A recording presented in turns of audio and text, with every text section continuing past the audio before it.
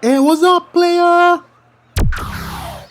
Welcome to episode 48, where we're going to replace the internal battery for the Dreamcast. Remove the 4 screws that I point out so we can get inside the Dreamcast. Now remove the 4 screws that hold down the controller board. Carefully remove the ribbon cable that's connected to the board.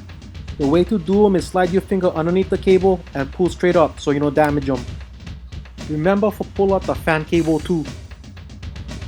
Okay, what we see here is the original battery is on max cell battery. And that's the 3 points where we're going to desolder. Okay, now what we have here is one plunger type desoldering iron, which you can have cheap for about $5 from Circuit Specialist. The nozzle size is pretty big, so we're going to use Monada type. This bulb type one is the one we're going to use because the nozzle is a little bit narrower than the other one. And here's a comparison of the two. Okay, before we start desoldering, we're going to add more solder to the solder joints. If there's too little solder on the joints, the result's not going to be as good. Wait a couple seconds between each joint to let the temperature recover on the iron.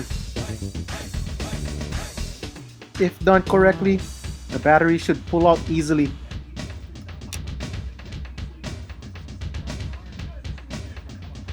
Okay, now we're going to use some flux with some wick for clean up the rest of the solder that's left on the board.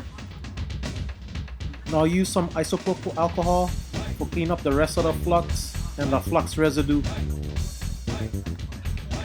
Here's a bunch of the battery holders that you can get at Amazon. Now I'm going to use my multimeter for see what pins are connected to what.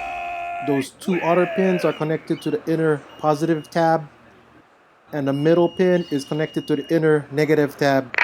Just for kicks, I'm going to measure the voltage that would be across the battery. So it looks like we're getting 3 volts that's charging the battery, but I should have also measured current.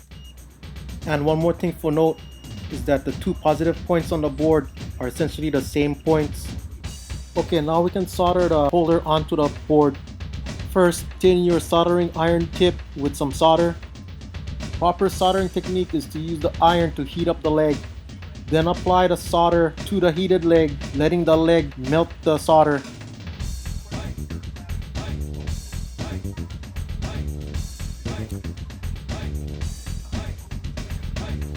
Now use your multimeter to check your soldering.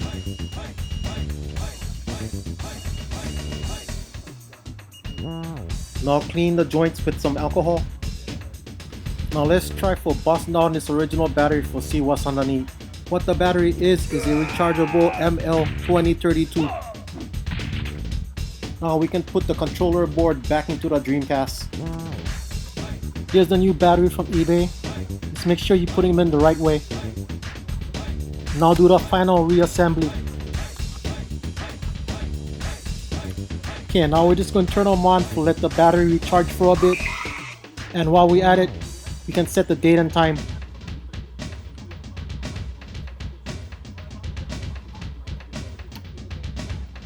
Okay, it's been about 2 hours now, and we can check them. You can see it's been 1 hour 52 minutes, and it's keeping the date and time. Now let's turn the system off and put in one game. Okay, look like everything all good because you don't have to set a date and time again.